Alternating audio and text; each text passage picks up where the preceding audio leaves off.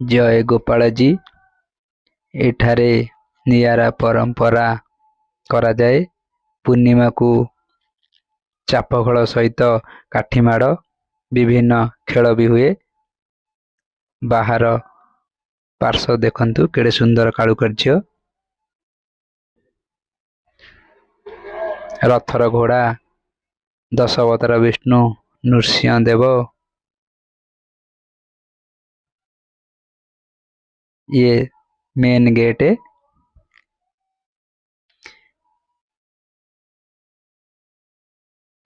सामने गरुड़ स्तंभ। गोपालजी मंदिर केड़े सुंदर देखते आपण मैंने।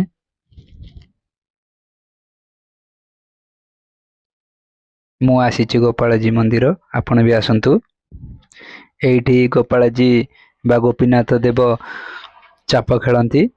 विशाल पोखरी आप देखुवे। दीटा डंगारे गोपालजी बसी चाप खेलती।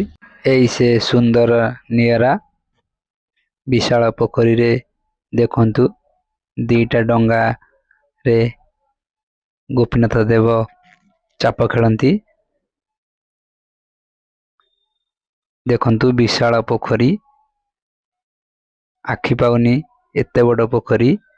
मंदिर भीतर दृश्य देखंतु। सामने पालिंगी चौदल, गरुड़ स्तंभ, दोलबदी।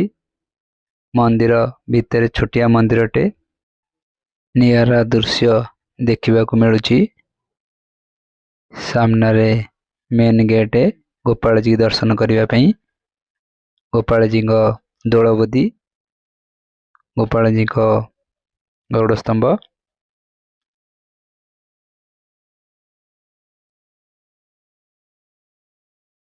गोपालजी मेन गेट वर्तमान पहड़ पड़ी।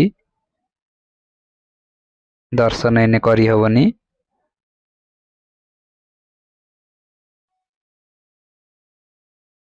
ये चाप खेलिबा विशाल पोखरी की जीवा पई रास्ता।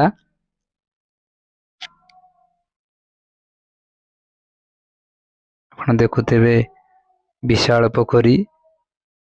दीटा डंगारे गोपीनाथ देव बा गोपालजी चाप खेलती।